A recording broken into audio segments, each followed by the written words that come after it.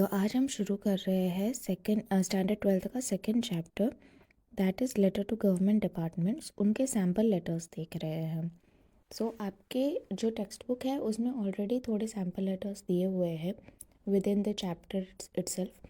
ये जो है वो मैं आपको एक सेकेंड ऑप्शन की तरह दे रही हूँ, मतलब उससे थोड़े डिफरेंट है ये सैम्पल लेटर्स। तो आप चूज़ कर सकते हो कि आपको भाई जो आपके टेक्स्ट बुक में जो सैम्पल लेटर्स दिए वो बाय हार्ट करने में ज़्यादा इजी हो रहा है, या फिर ये लेटर्स समझने में, याद रखने में ज़्यादा इजी हो रहा है। आपके पास क्या दो ऑप्शंस रहेंगे, तो आपको जो भी ज़्यादा इजी पड़ रहा है आप उसको लर्न करके एग्ज़ाम में लिख सकते हो। फर्स्ट है कि draft a letter of complaint to the post and parcel department for irregular receipt of post and parcel. आपको टाइम पे अपने पोस्ट और पार्सल नहीं मिल रहे, उसका कंप्लेन करना है। तो आपको स्टार्टिंग में अपना नाम, एड्रेस लिखना है और फिर आपको लिखना है कि आप किसे बता रहे हो, किसे सेंड कर रहे हो लेटर। तो यहाँ पे हमको पोस्ट एंड पार्सल डिपार्टमेंट को लिखना है। तो हमारा एड्रेस ही रहेगा to post master, general post office, और फिर वो एरिया का नाम। बस इतना ध्यान रखना, आप जहाँ पे रह रहे हो आपके नाम के साथ जो एड्रेस है वो एरिया और ये पोस्ट ऑफिस का एरिया सेम ही होना चाहिए ना, तभी तो आपका जो पार्सल है वो ये पर्टिकुलर पोस्ट ऑफिस में आ रहा है, बिकॉज आप वही एरिया में रह रहे हो। तो ये बेसिक चीज़ों का थोड़ा ध्यान रखना। और ये जो चैप्टर है उसमें आपको सिर्फ ये ध्यान रखना है कि आप कौन से डिजिग्नेशन को आप लिख रहे हो, पत्र किसको लिख रहे हो। फॉर एग्ज़ाम्पल इसमें जैसे पोस्टल डिपार्टमेंट है तो आप पोस्ट मास्टर को लिखोगे। अगर कोई और डिपार्टमेंट है तो वहाँ पे हो सकता है सुपरिटेंडेंट होगा, वहाँ पे चीफ इंजीनियर होगा, वहाँ पे म्युनिसिपल कमिश्नर हो सकता है, या फिर कलेक्टर हो सकता है। तो आपको बस एक बेसिक ध्यान रखना पड़ेगा कि कौन से डिपार्टमेंट के हेड का नेम क्या होता है, हेड का डेजिग्नेशन क्या होता है, वो आपको एक बस याद करके जाना पड़ेगा, ताकि वहाँ पे आपको किसी भी डिपार्टमेंट का अगर पूछे तो फिर आप उस हेड का नेम लिख सकते हो, हेड ऑफ़ द ऑफिस का नेम लिख सकते हो। नेक्स्ट है आपका subject complaint regarding irregular receipt of post and parcel. तो यहाँ पे मैंने क्या सिचुएशन एक क्रिएट किया है, तो सबसे पहले जो फर्स्ट पैरा है उसमें हमें अपने आप को इंट्रोड्यूस करना रहता है। तो यहाँ पे मैंने अपने आप को इंट्रोड्यूस किया है कि मैं एक गारमेंट सेलर हूँ। तो मैं क्या करती हूँ, मैं सप्लायर के पास से गारमेंट लेती हूँ और फिर मैं कस्टमर्स को बेचती हूँ। तो जब सप्लायर मुझे गारमेंट देता है वो पोस्ट पार्सल के जो पोस्ट डिपार्टमेंट का पार्सल सर्विसेज है उसके थ्रू सप्लायर मुझे गारमेंट देता है, सप्लायर मुझे अपना बिल देता है, और फिर मुझे जब कस्टमर के पास ऑर्डर आता है तो मैं वापस पार्सल सर्विस यूज़ करके कस्टमर को अपना जो गारमेंट्स है वो बेचती हूँ और फिर कस्टमर को अपने बिल्स देती हूँ। तो अभी डिले की वजह से क्या हो रहा है, एक तो जो मैं सप्लायर है उसका जो माल है मुझे टाइम पे नहीं मिल रहा, उसका बिल मुझे टाइम पे नहीं मिल रहा। अभी बिल मुझे लेट मिल रहा है तो मैं उसको पेमेंट भी लेट कर रही हूँ। और फिर जो मेरे कस्टमर्स हैं उनको भी जब मैं सेंड करती हूँ तो उनको भी अपना पार्सल लेट से मिलता है। तो पूरा डिले में चल रहा है, मतलब जो सप्लायर है वो भी खुश नहीं है क्योंकि उसको पैसा लेट आ रहा है, और जो कस्टमर है उसको वो भी खुश नहीं है क्योंकि उसको सामान लेट पे आ रहा है। तो इसके वजह से मेरा जो कंपनी है उसका प्रेस्टीज ख़राब हो रहा है। पहला जो पैरा है वो हमारा इंट्रोडक्शन है, और ये है कि हम पोस्ट एंड पार्सल डिपार्टमेंट के सर्विसेज किस तरीके से यूज़ कर रहे हैं। We are doing garment business in this area of Hasanpur Ahmedabad since last 10 years. ये हमारा इंट्रोडक्शन है। Since last 10 years, we are sending garments to our customers through parcel service and also receiving garment from our suppliers through parcel service provided by your post office. तो मैं आपसे related कैसे हूँ, मैं आपके सर्विसेज ले रही हूँ, सप्लायर मुझे सेंड कर रहा है, मैं कस्टमर को सेंड कर रही हूँ। अगर आपको ये सैम्पल अच्छा लग रहा है लेकिन आपको ये थोड़ा बड़ा लग रहा है तो आप कुछ चीज़ें इसमें से निकाल सकते हो। जैसे मैंने दोनों एंगल लिखा है ना, कि मैं कस्टमर को भी सेंड कर रही हूँ, सप्लायर से रिसीव भी कर रही हूँ। तो हो सकता है आप वो सप्लायर वाला एंगल जो है वो निकाल लो, इसमें से वो पार्ट ऑफ सेंटेंस निकाल लो। सिर्फ जो कस्टमर वाला एंगल है कि मैं कस्टमर को सेंड कर रही हूँ और अभी कस्टमर को डिले हो रहा है तो वो नाराज़ हो रहे हैं, सिर्फ वो पार्ट आप रखो, सप्लायर्स वाला निकाल दो। वैसे आप चेंजेस भी कर सकते हो इसमें, उससे कुछ प्रॉब्लम नहीं होता इसमें लेटर्स में। We also use the postal service for sending and receiving bills and invoice. फिर सेकेंड पैराग्राफ में आपका क्या कंप्लेंट है। However, since last 6 months, we have observed a delay in receipt of outstation post and parcel. In some cases, there is delay of more than 10 days than the regular time taken. पिछले 6 महीने से मैं problem observe कर रही हूँ और आपको objectively बताना है, फिगर्स के साथ बताना है कि एग्जैक्टली क्या प्रॉब्लम है। डिले अगर मैं बोलूँ तो क्या डिले है, 1 दिन का डिले है, 2 दिन का डिले है। यहाँ पे मैं बहुत ही ऑब्जेक्टिवली फिगर्स के साथ बोल रही हूँ कि कुछ केसेस में 10-10 दिन के भी डिले होते हैं। This delay has negatively impacted our business. This delay is causing resentment in our customers because of non-availability of garment. Also, the suppliers are complaining of delay in receipt of payment as their invoices are not received by us on time through post. तो suppliers के जब bill send करता है तो वो bill भी हमको late से मिलता है, हमको 5 दिन लेट मिलता है, 10 दिन लेट मिलता है। तो बिल लेट मिलता है तो फिर मैं उसको पेमेंट भी लेट से करती हूँ, तो वो भी गुस्सा हो रहा है। Thus, the irregularity and irresponsibility of postal department is creating negative impact on our prestige and reputation. तो तुम्हारे irregularity की वजह से क्या हो रहा है कि मेरे जो कंपनी है उसका प्रेस्टीज और रेपुटेशन ख़राब हो रहा है। We humbly request you to look into the matter and take steps to improve the working of the department. तो आप प्लीज़ इसका ध्यान रखिए और अपने आप को बेटर कीजिए। तो आपके जैसे टेक्स्ट बुक का मैंने एग्जांपल दिखाया था, उसमें तो बहुत ही जनरल लेटर था, मतलब ये पता ही नहीं चल रहा था कि आपको एग्जैक्टली क्या प्रॉब्लम है। तो मुझे वो इसलिए इतना अच्छा नहीं लगा था। अगर आपको वो अच्छा लगता है आप उसको बाय हार्ट कर सकते हो। अगर आपको ज़्यादा काफ़ी सिंपल है वो लेटर, तो वो आपको बाय हार्ट करने के लिए मुझे लग रहा है ज़्यादा ईजी होगा। लेकिन अगर आप जब रियल लाइफ में जब कंप्लेंट लिखो तो इतना जनरल लेटर नहीं लिखते हैं। स्पेशली आप जब कंप्लेंट कर रहे हो तब इतना जनरल लेटर नहीं होता है। उसमें आपको बहुत ही स्पेसिफिक चीज़ें बतानी पड़ती है कि भाई आपने कब पार्सल भेजा था, सामने वाले को कब रिसीव हुआ, कितना दिन का डिले हुआ, एक्सपेक्टेड टाइम कितना है। बहुत ही स्पेसिफिक चीज़ें बतानी पड़ती है, वरना सामने वाला उस पर ध्यान नहीं देगा ना कि भाई तुमने एकदम ही जनरल लिखा है। वो एक्शन कैसे ले, उसको जब आपका एग्जैक्ट कंप्लेंट पता नहीं है तो वो कैसे वेरीफाई करे कि आप जो बोल रहे हो सच बोल रहे हो कि गलत बोल रहे हो। उसको क्या अपने एम्प्लॉयज़ का भी तो, उसको अपने एम्प्लॉयज़ पे थोड़ा भरोसा तो रखना पड़ेगा। एम्प्लॉयज़ आके अगर बोलेगा कि नहीं ये आदमी तो झूठ बोल रहा है कि ऐसा हमको कुछ डिले हम करते नहीं हैं, हम सब टाइम पे कर रहे हैं, तो भाई मैं एज अ पोस्ट मास्टर अपने एम्प्लॉय का भरोसा करूँ या कस्टमर का भरोसा करूँ? मेरे लिए तो दोनों सेम, मेरे को तो दोनों को ही संभालना है ना। तो यहाँ पे अगर स्पेसिफिक इंस्टेंस आप बताओगे तो पोस्ट मास्टर को इजी पड़ेगा कि कैसे वेरीफाई किया जाए। तो अगर आपको बाय हार्ट नहीं करना है ये वाला क्या कहते हैं लेटर, तो कोई इश्यू नहीं है।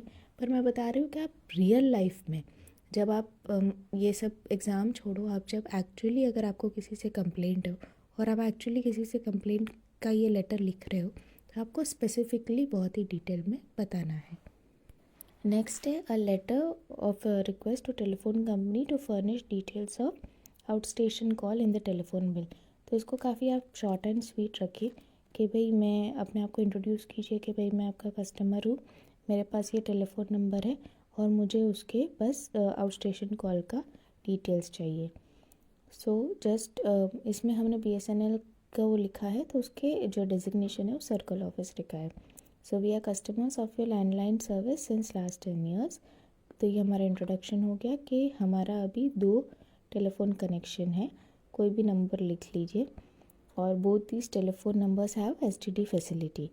तो दोनों में STD है तो आउट स्टेशन कॉल होगा। We humbly request you to provide detailed bills for both these phone numbers along with list of numbers to which out station calls are made. तो आप डिटेल बिल दीजिए और list of numbers भी दीजिए जिसमें out station call हुए।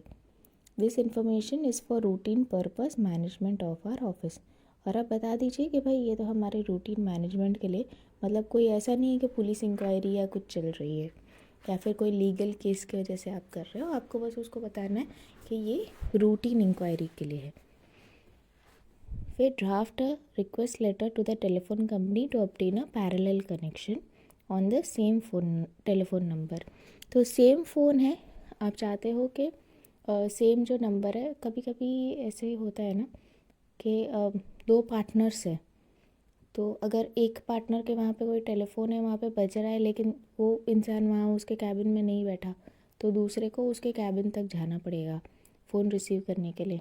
इससे अच्छा सेम फ़ोन नंबर अगर दोनों के कैबिन में पड़ा होगा, सेम फ़ोन नंबर वाला फ़ोन, तो फिर वो अपने खुद के कैबिन से ही उसको उठा पाएगा, उसको दूसरे के कैबिन में जाने की ज़रूरत नहीं है।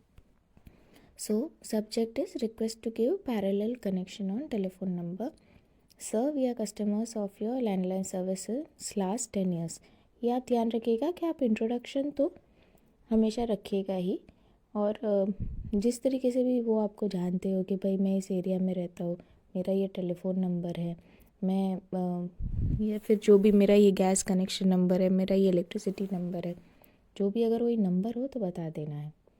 We are operating an educational institute in our premises for which we are using landline service. Currently, we have 2 telephone numbers in our accounting department and general management department. It may kindly be noted that our general management office is having telephone number. फिर telephone number आपको बता देना है. As this department has to regularly contact with principal's office, we request you to give us a parallel connection for this number. तो इसमें आप clarify कर रहे हो कि भाई बहुत से ऑफिसेस होते हैं जिसमें 4-5 नंबर्स होते हैं, तो आप उसको क्लैरिफाई कर रहे हो कि मेरे पास ऑलरेडी 2 नंबर है, लेकिन उसमें 2 नंबर में से दोनों में मेरे को पैरेलल कनेक्शन नहीं चाहिए, उसमें से मुझे एक में ही पैरेलल कनेक्शन चाहिए। वो नंबर आप बता रहे हो और आपको कौन से जगह पे वो चाहिए। आपका प्रिंसिपल, आपका जो ये जनरल मैनेजमेंट ऑफिस है वहाँ पे एक नंबर है, वही सेम नंबर आपको प्रिंसिपल के ऑफिस में भी चाहिए। तो आप उसको बता रहे हो कि हमको प्रिंसिपल के ऑफिस में सेम नंबर चाहिए। This facility would make a communication faster and efficient. Kindly inform us if any procedure is required to be done. We are ready to fill any additional application form and payment of additional fee. अभी आप कोई भी अगर services ले रहे हो, ये complaint तो है नहीं, ये तो आप सर्विसेज ले रहे हो, तो सर्विसेज के लिए आपको पैसा तो देना पड़ेगा। तो आप बोल रहे हो कि मैं पैसा देने के लिए तैयार हूँ। तो ये जब पैरेलल नंबर होगा तो एक तरीके से एक्सटेंशन, मतलब इंटरकॉम आपको ध्यान होता है ना, जैसे होटल्स में होता है कि कमरे में एक टेलीफोन रखा होगा, तो आप कमरे से उसमें वो 3 डिजिट का वो नंबर अगर लिखोगे, डन नंबर डायल करोगे तो वो आपके रिसेप्शन में चला जाएगा, दूसरा नंबर डायल करोगे तो हाउस कीपिंग में चला जाएगा, एक और नंबर डायल करोगे तो लॉन्ड्री सर्विस में चला जाएगा। वैसे वो हो गया आपका पैरेलल कनेक्शन। और साथ में बहुत से कमरों में ये भी फैसिलिटी होती है कि आप वहाँ से डायरेक्ट बाहर एसटीडी भी कॉल कर सकते हो। उसके लिए जो रिसेप्शन वाले को पता चल जाएगा कि आपने कॉल किया है, वो आपके बिल चार्ज भी कर देगा आपके रूम में, लेकिन आपको सर्विस मिलती है कि भाई आप रिसेप्शन में भी कॉल कर सकते हो सेम फ़ोन पे, और सेम फ़ोन पे आप बाहर भी कॉल कर सकते हो। तो वो हो गया आपका पैरेलल कनेक्शन। नेक्स्ट है request letter to cancel demand notice as income is not taxable. तो इसका भी ये थोड़ा टिपिकल सा है कि भाई इनकम टैक्स हमको सबको भरना होता है, तो कौन से केस में इनकम टैक्सेबल नहीं होती वो आपको जानना ज़रूरी है। तो इसके लिए आप बाय हार्ट कर ही लीजिए ये वाला सिनारियो। आपके टेक्स्ट बुक में जो दिया है वो बाय हार्ट कर सकते हो, या फिर यहाँ पे एक सिनारियो दिया है वो आप बाय हार्ट कर सकते हो। तो यहाँ पे जो मैं सिनारियो दिया है उसमें क्या है कि जो NGOs होती है, जो नॉट फॉर प्रॉफिट यूनिट्स होती है, चैरिटी के लिए जो चलाई जाती है, उनका जो इनकम, मतलब उनको इनकम क्या होता है, उनको डोनेशन प्राप्त होता है, और कुछ केसेस में ऐसा होता है कि उनकी थोड़ी बहुत खुद की इनकम होती है। जैसे उनके वो जिन लोगों को बेनिफिट प्रोवाइड कर रहे हैं, सपोज़ वो किसी आर्टिसंस को बेनिफिट प्रोवाइड कर रहे हैं, जो लोग कुछ चीज़ें बना रहे हैं उनको बेनिफिट प्रोवाइड कर रहे हैं, तो फिर उन लोगों ने जो चीज़ें बनाई हैं उसको हो सकता है वो मार्केट में सेल करें, और मार्केट में सेल करके ये जो चैरिटी इंस्टीट्यूशन है उसको थोड़ा पैसा आए। तो इस तरीके से उनकी खुद की भी थोड़ी बहुत इनकम हो सकती है, और मोस्टली तो उनकी डोनेशन से रहेगी। तो ये दोनों जो है वो इनकम टैक्स में टैक्सेबल नहीं है, मतलब उनको इनकम टैक्स पे करने की ज़रूरत नहीं है। लेकिन उनको जो इनकम टैक्स रिटर्न है वो फाइल करना पड़ेगा, उनको बताना पड़ेगा मेरे पास कितना पैसा आ रहा है, मैं कितना पैसा खर्च कर रहा हूँ। तो यहाँ पे हमने एक सिनारियो दिया है कि we are operating education institute in Hasanpur area since last 10 years. Our institute is a small school with very limited number of students and classes. तो आप बता रहे हो बहुत छोटा स्कूल है, बहुत बड़ा ऐसे कॉर्पोरेट टाइप का स्कूल नहीं है, बहुत ज़्यादा उसमें स्टूडेंट्स नहीं है, बहुत ज़्यादा फ़ीस भी नहीं है।